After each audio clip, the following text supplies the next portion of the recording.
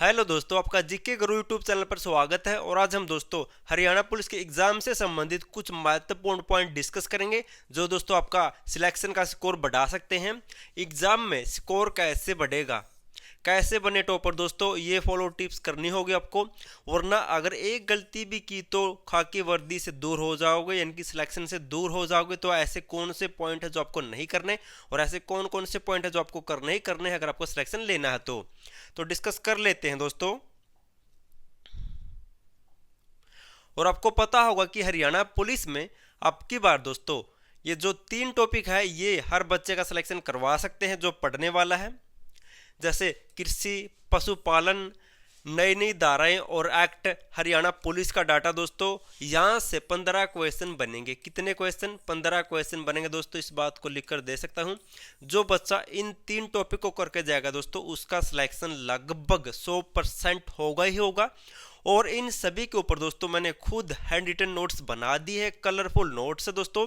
हिंदी और इंग्लिश, आपको हिंदी और इंग्लिश दोनों लैंग्वेज में मिलेंगे। जिसको हिंदी में पढ़ना है हिंदी में ले सकता है, जिसको दोस्तों इंग्लिश में पढ़ना है इंग्लिश में ले सकता है। इस नंबर पर आपको व्हाट्सएप मैसेज करना 87 085 66 396।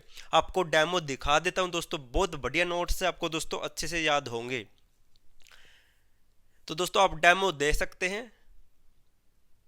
इसको बड़ा करके देखते हैं, शायद दिखेगा। तो आपको दिख रहा होगा दोस्तों, शायद कुछ साफ ना दिखे, लेकिन दोस्तों कलरफुल पीडीएफ आपको सब डाटा मिलेगा। आपको अच्छे से दिखाऊंगा दोस्तों, देख सकते हैं। हर टॉपिक दोस्तों डिटेल से समझाया गया है, इससे बाहर कोई क्वेश्चन नहीं जाएगा। जैसे कृषि हो गया, कृषि के बारे में दोस्तों हर पॉइंट डिटेल से बताया गया है, ये डेमो देख सकते हैं। पुलिस का डाटा आएगा दोस्तों, जैसे आईपीसी हो गया, नई नई धाराएं और एक्ट होगा दोस्तों। इन एक्ट से लगभग पिछले जो एग्जाम उनमें 3 से 4 क्वेश्चन बन चुके हैं। नई नई धाराएं हो गई, बीएनएस हो गया, बीएनएसएस हो गया, पशुपालन हो गया दोस्तों। ये हिंदी का डेमो है, इंग्लिश का डेमो भी आपको दिखेगा आगे ही। पूरी डिटेल से समझाया गया है, कोई भी ऐसा पॉइंट नहीं है जो आपके लिए रह सके दोस्तों। अब इंग्लिश में शुरू हो गया, जो इंग्लिश में पढ़ना चाहता है दोस्तों उसके लिए भी इंग्लिश में खुद हैंड रिटन नोट्स तैयार किए गए, बिल्कुल कलरफुल। यह एग्रीकल्चर हो गया, डिटेल से दोस्तों हर पॉइंट के हिसाब से रंगीन करके डॉट डॉट रंगीन किए गए ताकि दोस्तों आसानी से याद हो सके। आप डेमो देख सकते हैं, ये इंग्लिश में डेमो है विद दोस्तों, साथ ही साथ फोटो भी लगाए गए हैं। जैसे ये मक्के का जिक्र था, अब गेहूं का हो गया, जवार का हो गया। ये दारें होगी दोस्तों, जैसे आईपीसी हो गया, सीआरपीसी हो गया। हर पॉइंट दोस्तों डिटेल से बताया गया है। जैसे अब बीएनएस की धाराएं आ गई, सभी धाराएं भी दोस्तों आपको डिटेल से मिलेगी। अब दोस्तों जैसे हरियाणा पुलिस का डाटा का आ गया, जैसे हरियाणा में कितनी पुलिस कमिश्नरी है, कितनी रेंज है दोस्तों, बिल्कुल डायग्राम के साथ समझाया गया है। कोई भी ऐसा पॉइंट नहीं दोस्तों जो आपको याद ना हो। आप ये पीडीएफ ले सकते हैं दोस्तों, यहाँ से 15 क्वेश्चन पक्के आएंगे। जो दोस्तों हरियाणा पुलिस में लठ गाड़ना चाहता दोस्तों, यहाँ से 15 क्वेश्चन बनेंगे, लिख कर देता हूँ। और 3 से 4 क्वेश्चन हरियाणा करंट अफेयर के आएंगे। तो दोस्तों मैं आपको 20 नंबर पक्के करवा सकता हूँ अगर आप दोस्तों ये पीडीएफ फाइल लेंगे। Agriculture, animal husbandry, Haryana police data और हरियाणा करंट अफेयर की। तो दोस्तों आप ये पीडीएफ फाइल ले सकते हैं। और पीडीएफ फाइल आपको कैसे लेनी है, तो आपको 87 085 66 396 इस नंबर पर व्हाट्सएप मैसेज करना, आपको पीडीएफ फाइल मिल जाएगी।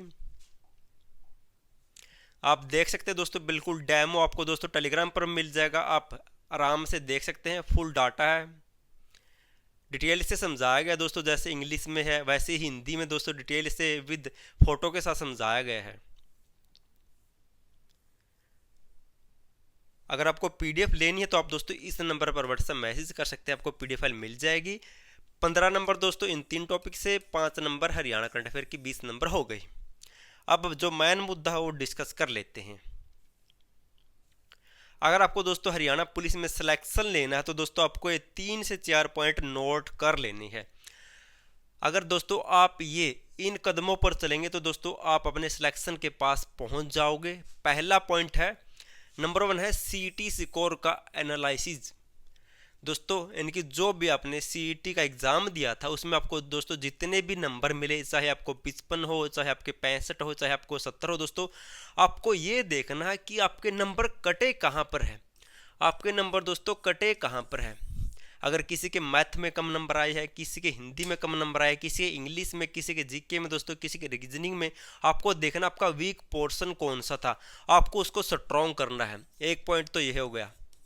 क्या हुआ, आपको अपना सीईटी का स्कोर देखना है और आपको देखना है कि आपके नंबर किस टॉपिक में कटे, क्योंकि दोस्तों हमें तो पता ही है हम किस टॉपिक में वीक है, तो आपको उसको स्ट्रॉन्ग करना। नंबर 1 तो ये हो गया, सबसे महत्वपूर्ण पॉइंट है। और अगला पॉइंट क्या है, बुक। दोस्तों जो भी टॉपर होते हैं वे अपनी बुक कभी नहीं बदलते। क्या, जो टॉपर होते दोस्तों वे बुक कभी नहीं बदलते। आपको दोस्तों जो सीईटी के एग्जाम में जो बुक पढ़ी है वही बुक पढ़नी है। दोस्तों बुक बदलने से डाटा याद नहीं होता, बल्कि बुक को बार बार पढ़ने से डाटा याद होता है। तो बुक नहीं बदलनी, बुक बदलनी नहीं है, नहीं बदलनी आपको दोस्तों। जो पुरानी बुक है उसी को पढ़ना है। अगर कुछ आपको दिख जाए कहीं पर कुछ नया डाटा, तो दोस्तों आप उसी बुक में उसी टॉपिक के साथ ऊपर लिख लेना। दोस्तों खुद मेरे कितने नंबर है सीईटी में, 80 का स्कोर किया दोस्तों मैंने सीईटी में, और मैंने दोस्तों कोई बुक चेंज नहीं की पिछले जो भी एग्जाम दिए है। और दोस्तों जो भी मुझे कोई नया पॉइंट दिख जाता है दोस्तों, मैं साथ ही साथ उस पुरानी जीके की बुक में एक्स्ट्रा पेन से लिख लेता हूं, और वहां पर दोस्तों बहुत फायदा होता है। तो आपको बुक नहीं बदलनी, वही बुक पढ़नी है जो पहले पढ़ी थी। अगर आप मॉक टेस्ट लगाओ या कोई टेस्ट दो, अगर आपको कोई नया पॉइंट दिख जाए तो दोस्तों आप जब बुक से रिविजन करो वहां तो उसे नोट कर लेना है, लिख लेना। 2 पॉइंट हो गए। तीसरा पॉइंट है, हर किसी की बात ना मानो। ये दोस्तों आपको लगेगा कि क्या पॉइंट है, लेकिन ये महत्वपूर्ण पॉइंट है। आपने दोस्तों देखा होगा कोई बच्चा अगर लाइब्रेरी में बैठा है, वो कोई नई किताब ले आया, तो आप भी देखोगे कि बढ़िया किताब इसे पढ़ लेता हूँ। अगर कोई किसी का बैच देख रहा है, अगर कोई टीचर पढ़ा रहा, तो आपकी एक क्लास देखोगे, कह रहे आपको लगेगा ये भी अच्छा पढ़ा रहा है, इसकी भी देख लेता हूँ। आपको दोस्तों हर किसी के किताब, हर किसी के टीचर के पीछे नहीं भागना। आपको एक टीचर या फिर एक किताब को पढ़ना है, हर किसी की बात मत मानना। हर कोई कहेगा कि ये अच्छा पढ़ाता है, ये अच्छा पढ़ाता है, उससे पढ़ लो। आपको दोस्तों एक टीचर एक बुक पढ़नी है। अगर आप दोस्तों ऐसे ही बार बार टीचर और किताब बदलोगे तो दोस्तों आप भी जिंदगी में ऐसे ही इधर उधर बदलते रह जाओगे। पॉइंट नंबर 3 है दोस्तों, मोस्ट इंपॉर्टेंट है। ये हल्के पॉइंट है, लेकिन यही आपका सिलेक्शन करवाएंगे अगर आप गौर करोगे तो इन पर। आगे है दोस्तों मॉक टेस्ट। ये दोस्तों मोस्ट इंपॉर्टेंट पॉइंट है। हम दोस्तों चाहे कितना भी पढ़ ले, अगर हमें ये नहीं पता चलेगा कि हम कितना स्कोर कर सकते हैं, हम में कितना दम है दोस्तों, तो हमें हमारा पढ़ने का कोई फायदा नहीं। आपको मॉक टेस्ट हफ्ते में एक, अभी एग्जाम पास नहीं तो आपको हफ्ते में एक फुल मॉक टेस्ट और डेली सेक्शनल मॉक टेस्ट देनी ही देनी है।